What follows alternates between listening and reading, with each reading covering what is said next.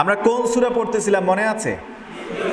সূরা feel আজকে আমরা শেষ করব ইনশাআল্লাহ। আমার সাথে সাথে আপনারা পড়বেন। বিসমিল্লাহির রহমানির রহিম। আলম তারা কাইফা ফাআলা রাব্বুকা বিআসহাবিল ফিল।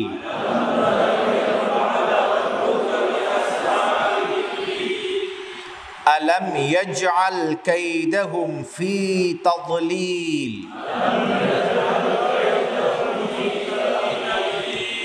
وأرسل عليهم طيرا أبابيل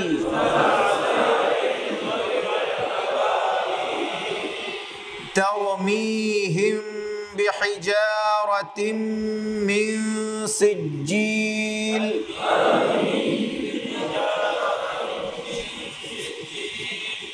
فجعلهم كعصف مأكول। সূরা ফিল, এই সূরাতে 5টি আয়াত আছে। মক্কি জীবনে আল্লাহ রাসূলের মক্কি জীবনে এটা নাজিল হয়। মক্কি জীবনের শুরুর দিকে নাজিল হয় সূরা ফিল। কারণ আপনারা ইতিমধ্যেই জেনেছেন, মুফাসসিরিনে কেরাম বলছেন হস্তি বাহিনীর এই ঘটনা সংঘটিত হওয়ার কেউ বলছেন 50 দিন, কেউ বলছেন 45 দিন, সর্বোচ্চ কেউ বলছেন 55 দিন পরে বিশ্বনবী সাল্লাল্লাহু আলাইহি ওয়াসাল্লামের জন্ম হয়। অতএব আল্লাহ রাসূল সাল্লাল্লাহু আলাইহি ওয়াসাল্লামের জন্মের আগেকার ঘটনা। আল্লাহ রাসূল সাল্লাল্লাহু আলাইহি ওয়াসাল্লামকে আল্লাহ তাআলা 40 বছর হওয়ার পরপরই নবুয়তের শুরুর দিকে তিনি জানিয়ে দিয়েছেন।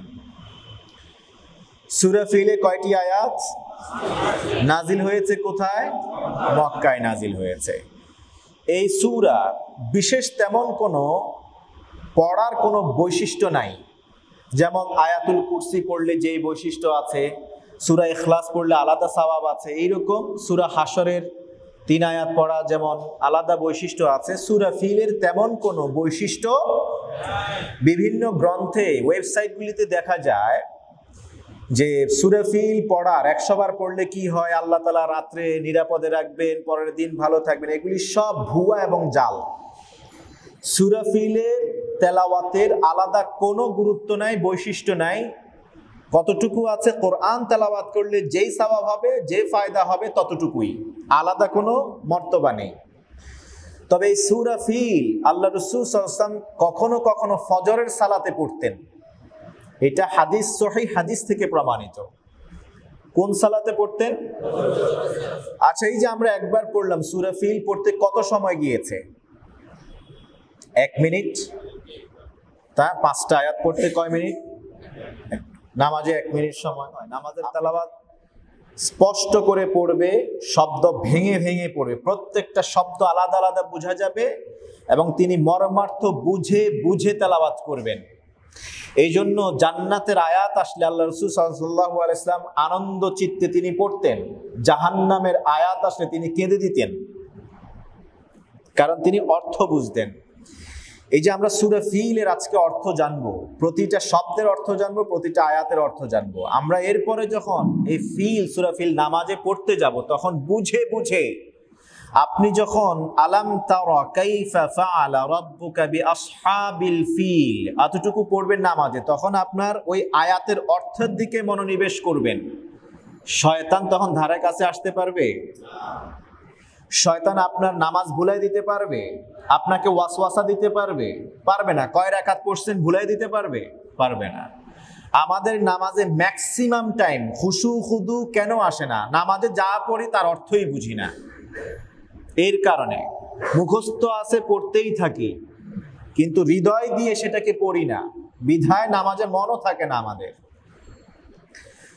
ওমর ইবনুল খাত্তাব রাদিয়াল্লাহু তাআলা আনহু কোনো এক সফরে ছিলেন। সফরে তিনি ফজরের সালাতে আলাম তারা জামাতের ইমামতি করতে গিয়ে আলাম তারা সূরাটা পড়েছেন। সাহাবীদের একটা অভ্যাস ছিল, ব্যতিক্রম কোনো কিছু দেখলেই জিজ্ঞাসা করে বসতেন বিনয়ের সাথে, ইয়া রাসূলুল্লাহ, ইয়া হাবিবাল্লাহ, এটা এমন কেন হলো? আল্লাহ রাসূল সাল্লাল্লাহু আলাইহি ওয়াসাল্লামের ইন্তেকালের পরেও সাহাবীদের কোনো সাহাবী খুলাফায়ে রাশিদিনের আমলে যদি ব্যতিক্রম কিছু দেখতেন, তখন তারা প্রশ্ন করে বসতেন। ওমর ইবনুল খাত্তাব রাদিয়াল্লাহু তাআলা কোনো এক সফরে অন্য সঙ্গী সাথীদেরকে নিয়ে ফজরের ইমামতি করছিলেন। তখন আলাম তারা কাইফা ফাআলা রাব্বুকা বিআসহাবিল ফিল এই সূরাটা পড়লেন ফজরের সালাতে। সালাত শেষ করার পর সাহাবীগণ জিজ্ঞেস করলেন, খলিফাতুল মুসলিমিন, আলাম তারা কাইফা ফাআলা এটা আপনি পড়েছেন, এটা তো হামেশা আমলে আমরা দেখি না, কিন্তু ফজরের সালাতে তো একটু দীর্ঘ তেলাওয়াত করা উত্তম, এটা আমরা জানি। ওমর ইবনে খাত্তাব রাদিয়াল্লাহু তাআলা তিনি জবাবে বললেন, আমি আল্লাহর রাসূল সাল্লাল্লাহু আলাইহি ওয়াসাল্লামের সাথে কোনো এক সফরে ছিলাম, সেই সফরে আল্লাহর রাসূল ফজরের সালাতে আলাম তারা সূরা ফিল পড়েছেন। সুবহানাল্লাহ। তারা আল্লাহর রাসূলকে অক্ষরে অক্ষরে মানতেন। সফরে গিয়েছিলেন আল্লাহর রাসূল, সেখানে আলাম তারা পড়েছেন ফজরে। তাই ওমর ইবনে খাত্তাব তার আশা জাগলো যে আমিও তো এখন সফরে আছি, সফরে থাকা অবস্থায় বিশ্বনবীর ওই সুন্নাহটার উপর আমল করি। অতএব আলাম তারা মসজিদে সবসময় হামেশা মুকিম থাকা অবস্থায় পড়া ফজরের সালাতে পড়ার কেরাত না, এটা কোথাকার? সফরে। যদি কারো জরুরত থাকে তাড়াতাড়ি সালাত পড়া, সালাতকে সংক্ষেপ করা দরকার হয়, ফজরে ওই সময় পড়বে। আবার আমরা তো একটু বেশি বুঝি, আজকের এই খুতবা শোনার পরে হয়তো বা আগামীকাল ফজর থেকেই হুজুর যদি একটু লম্বা সূরা নেয়, কয়েকজন হুজুরে ধরে বসবে, অ্যাটাক করে বসবে। খতিব সাহেব হুজুর বলছে ফজরে আলাম তারা পড়া, এটা আল্লাহ রাসূল পড়ছেন, ওমর পড়ছেন, আপনি এত লম্বা সূরা নেন কেন? এটা হলো exception is not example always, এটা সবসময় উদাহরণ হতে পারে না। এটা হলো সফরের এবং জরুরতের সময় আলাদা একটা সূরা ফিল এর ফজিলতের কথা আমরা জানি। আল্লাহ রাসূল সাল্লাল্লাহু আলাইহি ওয়াসাল্লাম এটা করতেন, এই আমলটা করতেন। তো আমরা একটু অর্থের দিকে যাই। আলাম তারা কাইফা ফাআলা রাব্বুকা বিআসহাবিল ফিল। আলাম তারা এখানে হামজা ইস্তিফহামিয়া, ইনকারিয়া ওয়া তাকরিরিয়া। এটা হামজা মানে প্রশ্ন করছে, ইন্টারোগেটিভ সেন্টেন্স। আলাম তারা আপনি কি দেখেন নাই? রাইয়ুন মানে হচ্ছে দেখা। আলাম তারা আপনি কি দেখেন নাই? নিশ্চয়ই কোনো একজনকে জিজ্ঞেস করছেন, কে? আল্লাহ। আপনি কি দেখেন নাই? এটা হলো তাকরিরি, মানে দেখেছেন, আপনি জানেন, আপনি দেখেছেন। এইরকম প্রশ্নটা হলো একজনে ভাত খাইছে, ভাত খাও নাই? ভাত খাও নাই?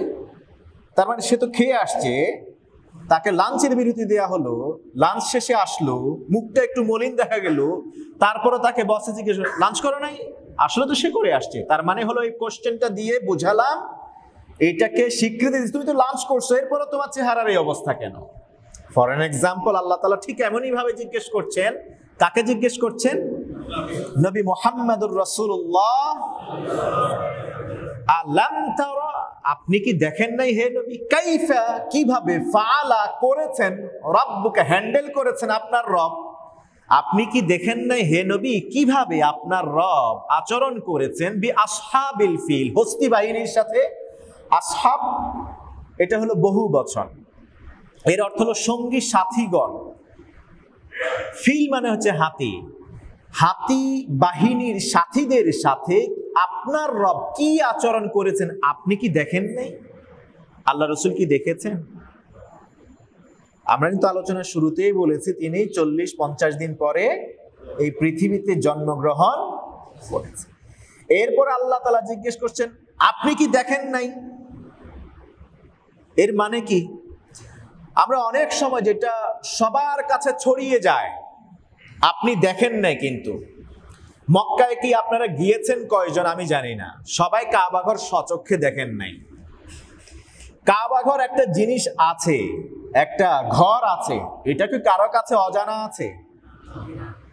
এটা মনে হয় যেন দেখার মতোই, জানার মতোই। একটা ব্যাখ্যা উলামায়ে কেরাম এটা করেছেন যে ওই সময় হস্তি বাহিনীর ঘটনা সবার কাছে এমন ভাবে ছড়িয়ে ছিটে পড়েছে, বিশেষ করে পারস্য এবং রোমে, কায়সার এবং কিসরা, এই বাদশাহ ওই সময় তারা নাস্তিক ছিল, মূর্তি পূজক ছিল, খ্রিস্টান ছিল।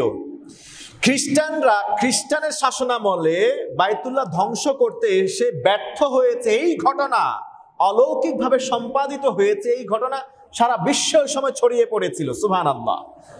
সবাই অবাক হয়ে গিয়েছিল এবং সবাই বিশ্বাস করতে বাধ্য হয়েছিল শেষ জামানায় কোন নবী যদি আসে তাহলে মক্কাতেই আসবে। সুবহানাল্লাহ, অন্য কোনো দেশে নয়। মক্কার এই ঘরকে আল্লাহ তাআলা নিরাপত্তা দিয়েছেন কারো সাহায্য ছাড়াই।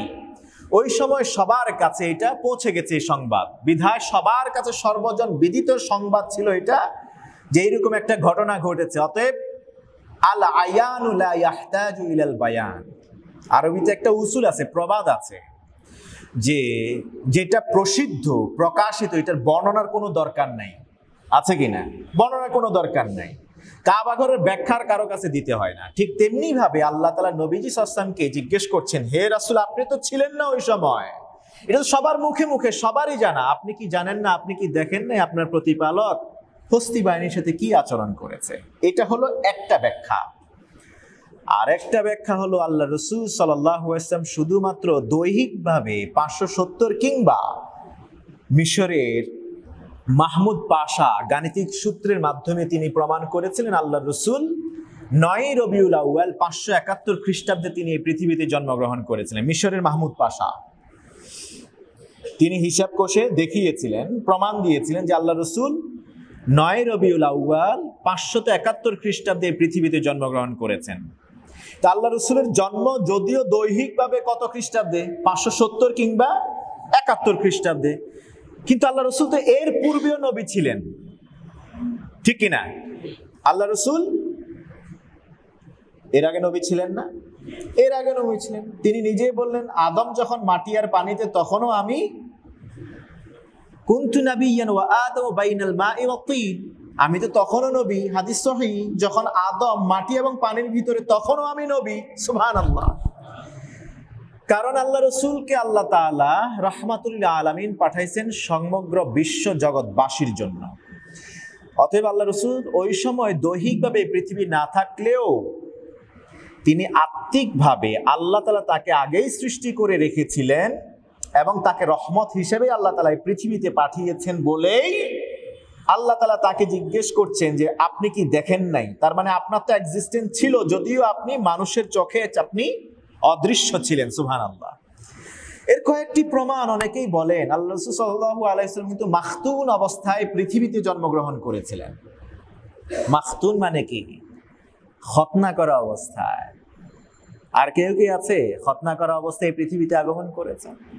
আল্লাহ রাসূল সাল্লাল্লাহু আলাইহি ওয়াসাল্লাম খতনা করা অবস্থায় পৃথিবীতে তিনি জন্মগ্রহণ করেছেন। সুবহানাল্লাহ।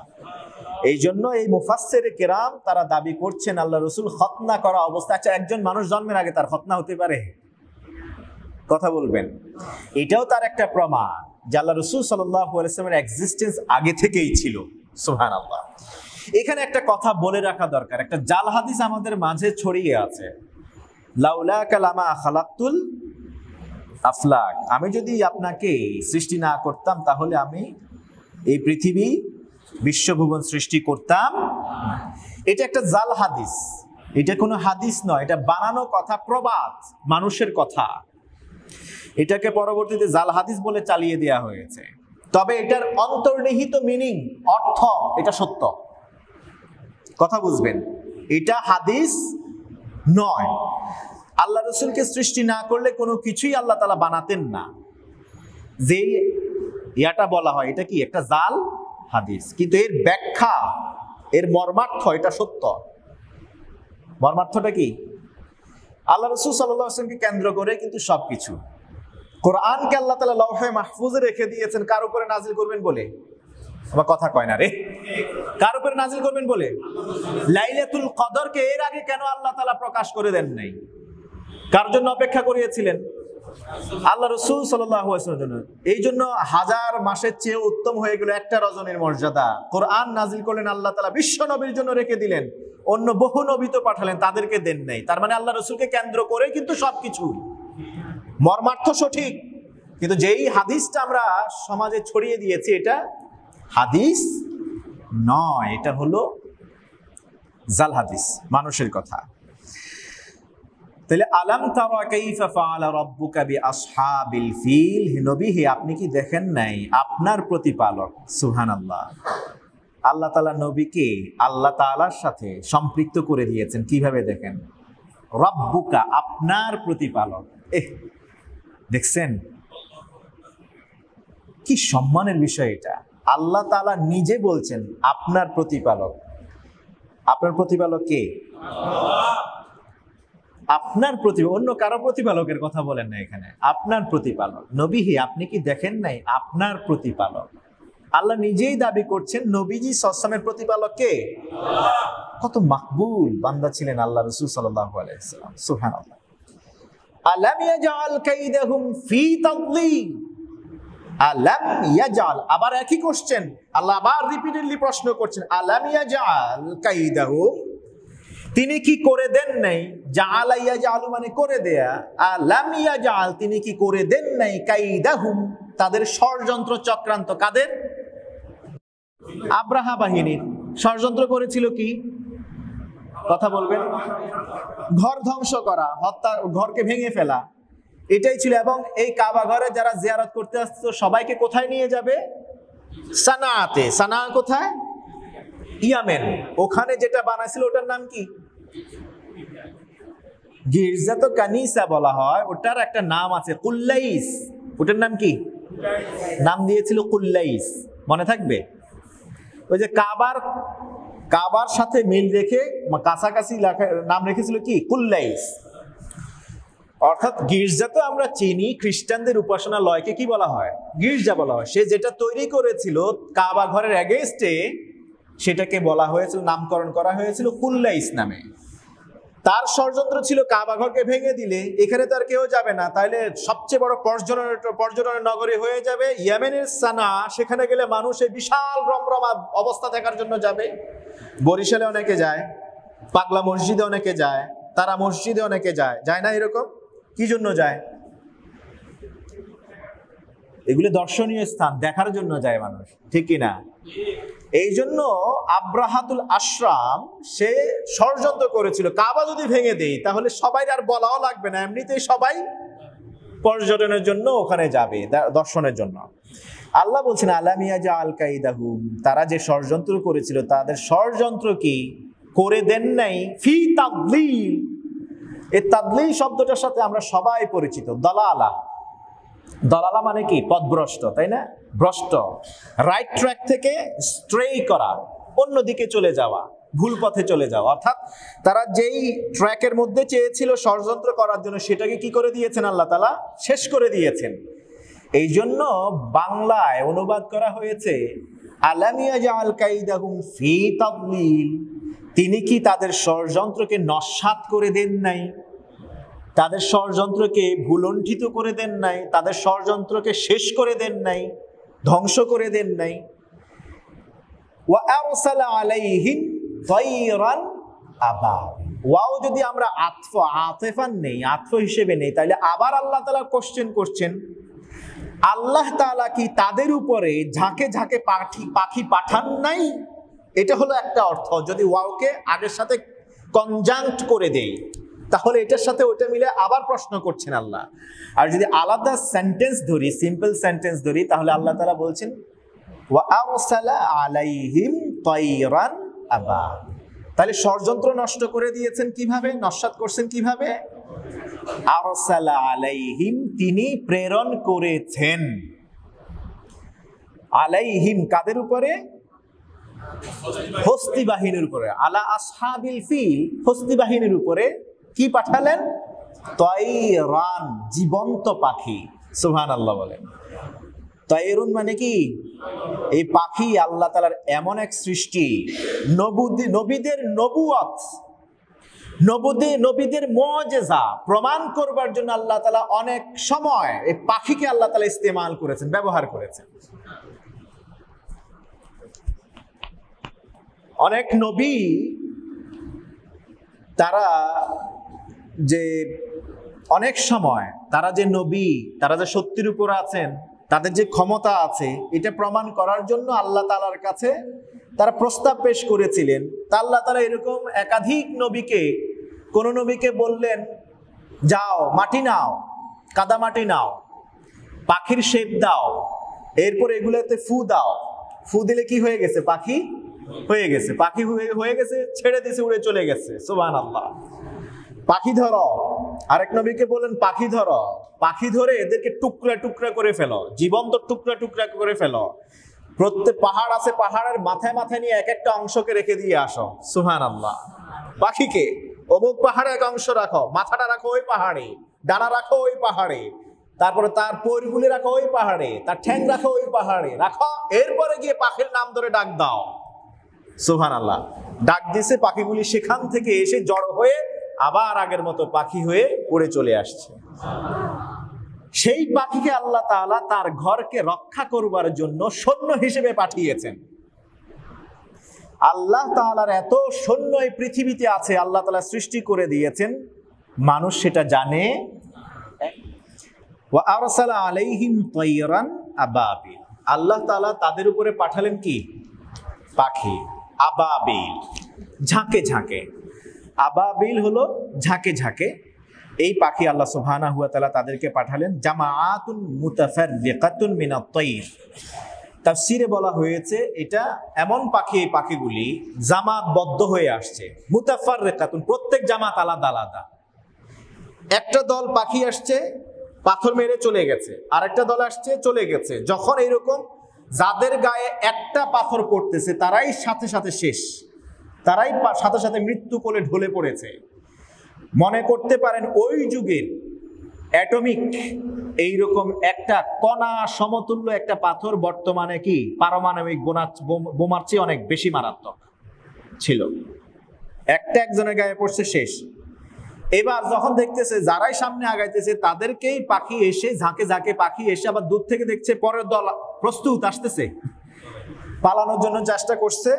এখন যখন পালাইতে শুরু করলো, পিছনের যেগুলো আছে হুমড়ি খেয়ে যখন হন্তদন্ত হয়ে দৌড়াচ্ছে, ইভেন হাতিগুলি সহ, কোন তাফসীর এসছে 9টা, কোন তাফসীর এসছে 13টা, হাতিগুলি সহ যখন পালাচ্ছিল তখন পায়ের নিচে পড়েও বহু মারা গেছে।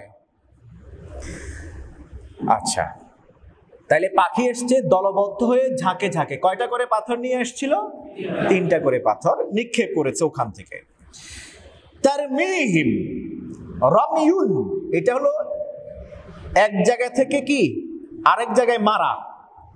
তারমি মানে হলো ছেড়ে দেয়া না, তীর। তীর শব্দের ক্ষেত্রে তীর যখন নিক্ষেপ করে এটার মধ্যে রামিয়ুন শব্দটা ব্যবহার হয়। তারমিহিম মানে পাথর নিক্ষেপ করেছে। পাখির যতটুক ক্ষমতা ছিল, অনেক তাফসীরে আমি দেখেছি এখানে একটু ব্যতিক্রম ব্যাখ্যা করেছে। তারা বলছে পাখির গায়ে তো শক্তি নেই, পাখি গিয়ে তার কাজ হচ্ছে কি ছেড়ে দিছে। না, এখানে রামিয়ুন শব্দের মৌলিক অর্থ হলো কোনো কিছুকে সবেগে সর্বোচ্চ সাধ্য মতো তার ক্ষমতা যতটুকু, একটা তীর ছোট একটা বাচ্চা ছাড়লে তার ক্ষমতা যদ্দূর তদ্দূর মারবে, জোরে মারবে। আর বড় অ্যাডাল্ট একজন, ইয়াং এনার্জেটিক একজন মারলে সেটা আরো শক্তি হিসেবে যাবে, অনেক দূর যাবে। এটা রামিয়ুন, অর্থাৎ পাথরগুলি পাখিগুলি নিক্ষেপ করেছিল। সুবহানাল্লাহ। আর আল্লাহ কি এরকম মনে হয় যে এমন পাখি পাঠাচ্ছে তার গায়ে কোনো শক্তি নাই? এরকম মনে হয় নাকি? না না না, আল্লাহর যোদ্ধারা যদিও ঠ্যাং ভাঙ্গা হোক না কেন, মাগার সে বিজয় নিয়েই আসবে, ঠিক কিনা? জয় নিয়েই আসবে। নমরুদের কথা তো মনে আছে, তাফসীরে ইবনে কাসির সহ কিছু গ্রন্থে আসছে যে কি বলা হয়, মশাটা কি ল্যাংড়া ছিল, ঠ্যাং একটা ভাঙা ছিল। তো ভাঙা ঠ্যাং দিয়ে কি সে কি পরাজয় হয়ে আসে না? অথচ ল্যাংড়া খুদ আগে এক সময় দেখবেন মানুষকে জানে মেরে ফেলতো না। খ্রিস্টানরা করতো কি, মুসলমানদেরকে ধরে ধরে যুবকদের আঙ্গুল কেটে দিত, হাতের বুড়ো আঙ্গুল কেটে দিত, মাঝখানে আঙ্গুলটা কেটে দিত। কি জন্য বলেন তো? মারতো না। যুদ্ধবন্দীদেরকে এমনটা করতো কেন? যুদ্ধবন্দীদেরকে যখন যুদ্ধে বন্দী করতে পারলো, তাদের কারাগারে নিয়ে প্রথম কাজ ছিল এটা, মানুষটা মেরে ফেলবে না। কারণ এটা দিয়ে তারা হয়তো মুক্তিপণ আদায় করতে পারবে, অথবা কোনো স্বার্থ সিদ্ধি করতে পারবে, টাকা পয়সা নিতে পারবে, ক্ষমতা খর্ব করতে পারবে মুসলমানদের। এদিকে মেরে ফেলতো না, জীবিত রাখতো। জীবিত রেখে কি করতো? আঙ্গুল কেটে দিত। আঙ্গুল কেটে দিলে কি হতো? তীর মারতে পারতো না, তরবারি ধরতে পারবে না, কিছুই করতে পারবে না, সে যুদ্ধই করতে পারবে না, যুদ্ধের জন্য অকেজ। কথা বোঝা গেছে? তো যেই কি বলা হয় মশাকে পাঠালো, ওটার কি নাই? যুদ্ধে যাইতে হলে এই জন্য শরীর মাথা থেকে পা পর্যন্ত কি হইতো, এই যে মিলিটারি নেয়, আমাদের আর্ম ফোর্সদেরকে নেয়, বক্ষ এত হইতে হবে, লম্বা এত হইতে হবে, সব চেক করে নেয় না? যাই হোক, পাখিগুলি যারা ব্যাখ্যা করেছেন যে তাদের গায়ে শক্তি ছিল না, না, আল্লাহ তাআলা যতটুকু তাদের জন্য শক্তি দরকার ততটুকু শক্তি দিয়ে তাদেরকে পাঠিয়েছেন এবং তাদের সাধ্য মতো সর্বোচ্চ ক্ষমতা ব্যয় করে পাথর নিক্ষেপ করেছেন। তার মিহিম বিহিজারা, পাথর নিক্ষেপ করেছেন মিন সিজ্জিল। সিজ্জিল শব্দটা এমন, তো সিজ্জিল শব্দটা এর মধ্যে দুইটা অর্থ লুকিয়ে আছে। একটা হলো পাথর আর একটা হলো কাদা, অর্থাৎ মাটি থেকে তৈরিকৃত কাদা। এটা শুকাইলে কি হয়? শক্ত হয়। এমন মাঝে মাঝে দেখবেন যে কিছু মাটি আছে বালি মাটি, কিছু মাটি আছে আঠালো মাটি, এত শক্ত এটা হাতুড়ি দিয়ে বাড়ি দিলেও ভাঙতে চায় না, ঠিক কিনা?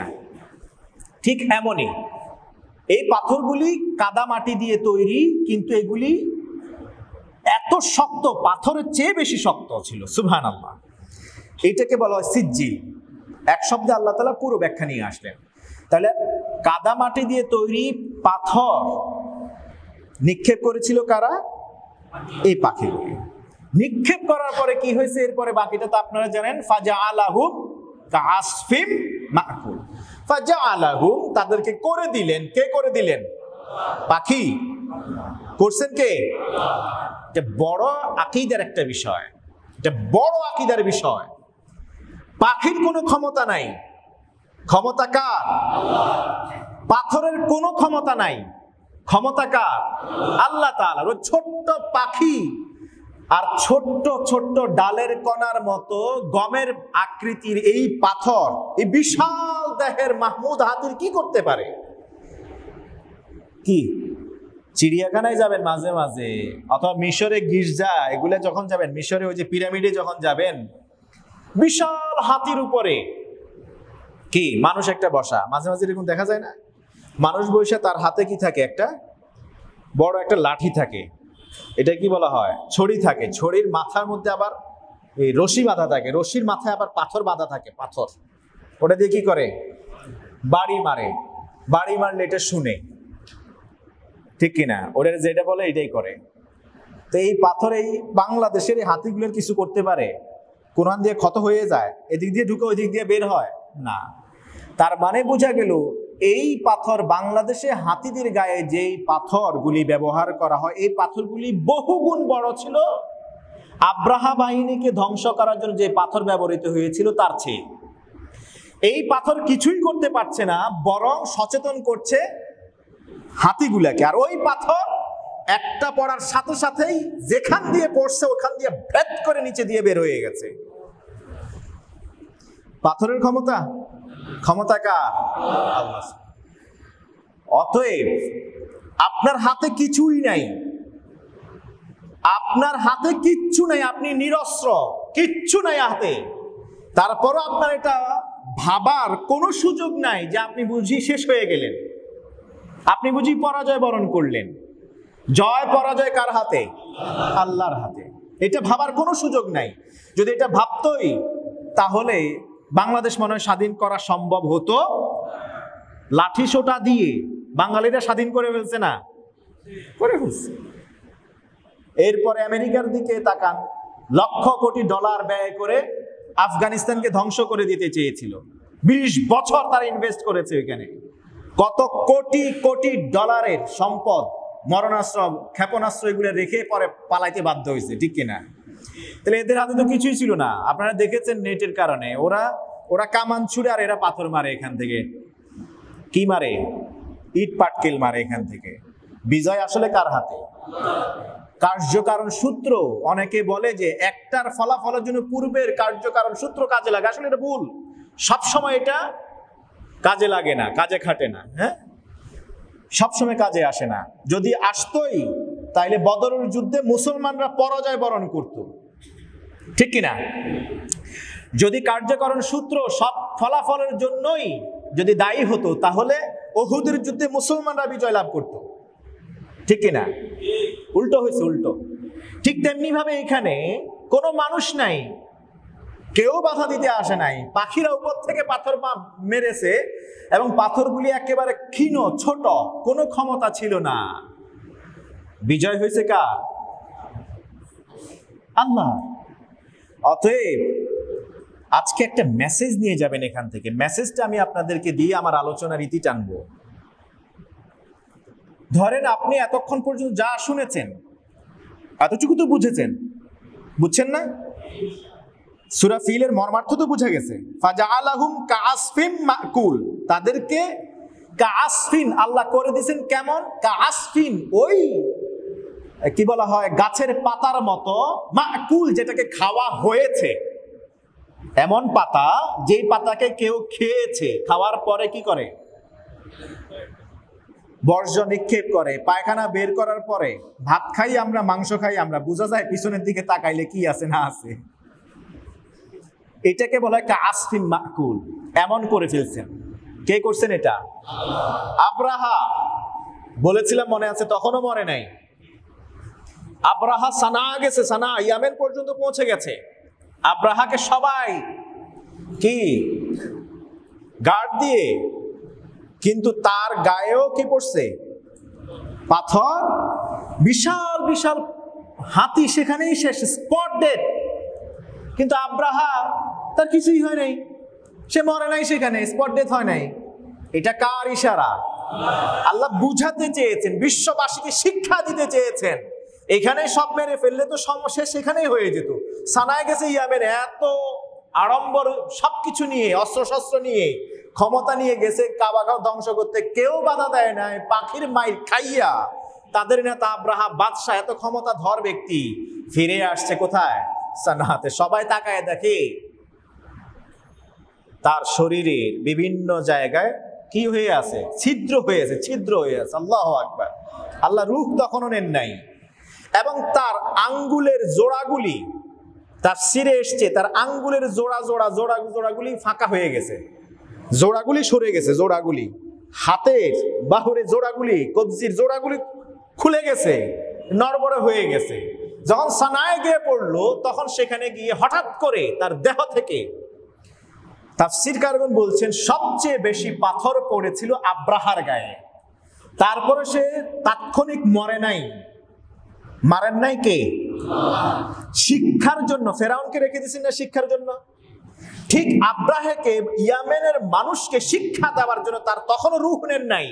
ইয়ামেনে পৌঁছতে দেরি, সানাতে গিয়ে তার গির্জার কাছে যেতে দেরি, কুল্লাইসে যেতে দেরি, তখনই তার বুকটা হঠাৎ করে ফেটে গেছে।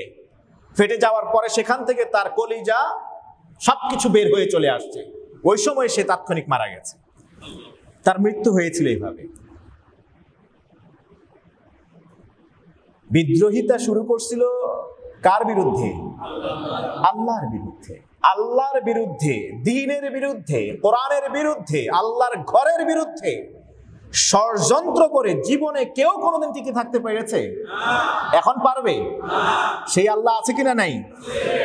একটা মেসেজ সর্বশেষ দিয়ে বিদায় দিতে চাই। দেখুন, এই ঘরটাকে রক্ষা করার জন্য কেউ ছিল না। ছিলেন কে? ঘরের মালিক কে? মাল্লাহুল মাওলা ফালাহুল কুল। এটা মনে রাখবেন, আল্লাহ যার জন্য আছেন তার জন্য কুল কায়নাত তার খেদমতে আছে। যে আল্লাহর সাথী হতে পেরেছে, কি আল্লাহর সাথী যে হতে পেরেছে, সবকিছুই তার পায়ের নিচে থাকবে। আল্লাহকে বাদ দিয়ে ওভারটেক করে কখনো কেউ সফলতা বা বিজয় ছিনিয়ে আনতে পারে? আপনি যত চেষ্টা করেন না, ব্যর্থই হবেন, পারবেন না। কোরআনের আয়াত এটা আমরা প্রায় শুনি, ইন্নাল্লাহা মাআস সাবিরিন। এটা পারে না, মুখস্থ নাই, আমার মনে হয় একজনও নাই এখানে। খুব স্বাভাবিক মনে হয় আমাদের কাছে না এই আয়াতটা? ইন্নাল্লাহা মাআস সাবিরিন। আমি অন্তর থেকে বিশ্বাস করি, অন্তর থেকে বিশ্বাস করি, আল্লাহ তাআলা যদি কোরআনে আর কোনো আয়াত নাজিল নাও করতেন, শুধুমাত্র হেদায়েতের উপর থাকার জন্য, দ্বীনকে পাওয়ার জন্য, আল্লাহকে পাওয়ার জন্য, জান্নাতে যাওয়ার জন্য, এই একটা আয়াতের অংশই যথেষ্ট। এরে ভাই, গারে সাওরে যখন আবু বকর সিদ্দিক রাদিয়াল্লাহু আনহু তাকায় দেখলেন, উপরে কাকে দেখা যায়? খোলা তরবারি নিয়ে দাঁড়িয়ে আছেন। কি তখন কি বলছিলেন নবীজি সাল্লাল্লাহু আলাইহি ওয়াসাল্লাম? লা তাহজান ইন্নাল্লাহা ওই যে আয়াত ইন্নাল্লাহা মাআস সাবিরিন, ধৈর্য ধরো। আবু বকর তখন বলতে পারতেন, ইয়া রাসূলুল্লাহ, আপনাকে তো আল্লাহ তাআলা সব ক্ষমতা দিয়েছেন। ওই সময় মক্কার সবচেয়ে বড় কুস্তিগিরকে 3 আছাড় দিয়ে মেরে ফেলছেন। মরে যায় নাই, আচ্ছা ছিল আর কি। 3 আছাড় দিয়েছেন, পরাজয় বরণ করেছিল সে, তার সাথে কেউ পারতো না। 3 আছাড় দিয়েছেন মুহূর্তের মধ্যে, এত শক্তি। আর আল্লাহ রসুলের দৈহিক শক্তি 100 যুবক আল্লাহ রসুলের সাথে পারতেন না, সুবহানাল্লাহ, এমন শক্তি ছিল। ওখানে আসছিল 2 জন না 3 জন দেখা যাইতেছিল, ঠিক কিনা? তো আবু বকর কি তার শক্তির ব্যাপারে জানতেন না? আল্লাহ রসুল শক্তির ব্যাপারে জানতেন না? ইভেন আল্লাহ তাআলা ঘোষণা দিয়েছেন, আল্লাহু ইয়াসিমুকা মিনান নাস, নবী হে, আল্লাহ তাআলা আপনাকে মানুষের অনিষ্ট থেকে হেফাজত করবেন। রাসূলুল্লাহর হেফাজতের দায়িত্ব কার হাতে? তা আল্লাহ ঘোষণা দিয়েছেন, আল্লাহ রসুল জানেন, আবু বকর জানেন। আবু বকর তো বলতে পারেন, ইয়া রাসূলুল্লাহ, আপনি বসে আছেন কেন? ওদের তরবারিটা ধরে চলেন না, দুইজনে মিলে সাইজ করে দেই, করছিলেন? আমরা আসলে বাঙালি জাতি খুব হয়রান, খুব অস্থির প্রকৃতির জাতি, অস্থির জাতি। আবু বকর কিন্তু ইন্ধন দেন নাই, ইয়া রাসূলুল্লাহ চলেন না, সাইজ করে দেই। কারণ আবু বকর তো একটা ঈমান ছিল যে আল্লাহ রসুলের কাছে কেউ দাঁড়াইলে আল্লাহ রসুলের দিয়ে তো আল্লাহ তাআলা দিনকে পূর্ণতা দিবেনি, তাহলে তাকে কেউ মারতে পারবে না, আল্লাহ হেফাজত করবেন, তাহলে কাওয়াজ লাগাই দেই না। আমাদের আছে এইরকম একদল, দেখবেন খালি ইন্ধন দেয়, এই লাগাস না, তোর লোকে পারে নাকি, তোর সাথে হয় নাকি।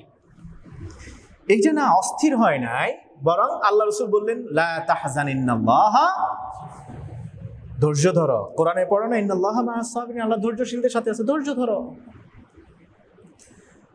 ইন্নামা ইউওয়াফাস সাবিরুনা আজরাহুম বিগাইরি হিসাব, যারা ধৈর্য ধরে তাদেরকে আল্লাহ তাআলা বিনা হিসাবে প্রতিদান দেন। কে?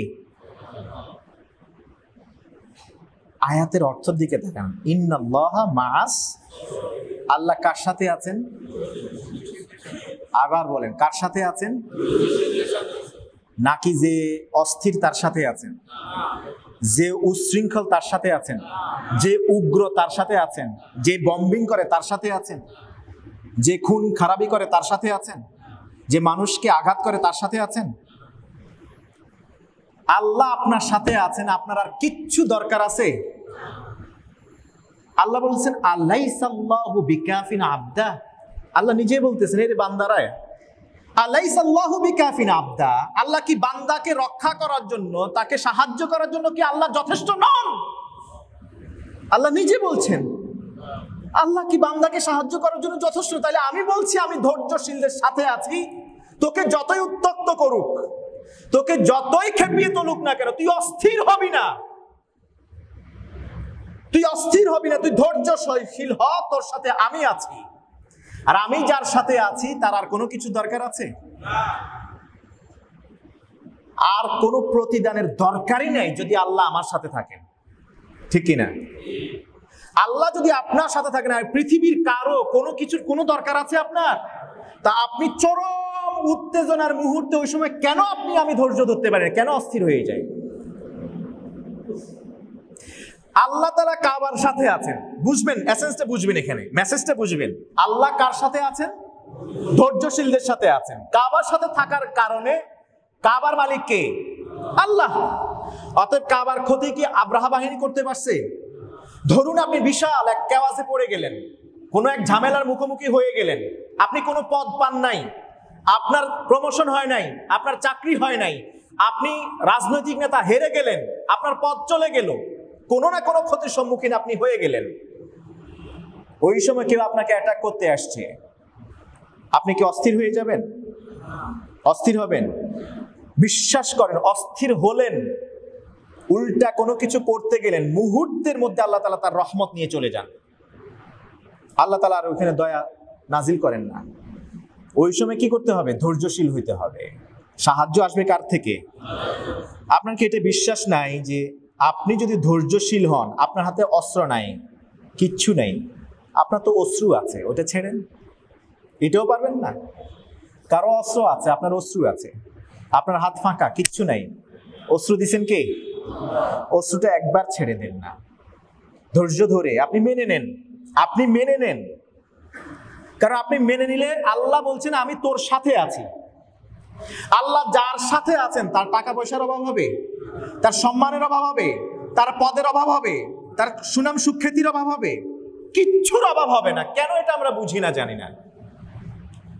কাবা ঘরকে হেফাজত করার জন্য আল্লাহ তাআলা আলাদা কোনো মানুষ, আলাদা কোনো কামান ব্যবহার করেন নাই। আল্লাহ নিজ দায়িত্বে নিজে হেফাজত করেছেন, কারণ আল্লাহ কাবার সাথে আছেন। কাবার মালিক আল্লাহ, আপনার আমার মালিক কে?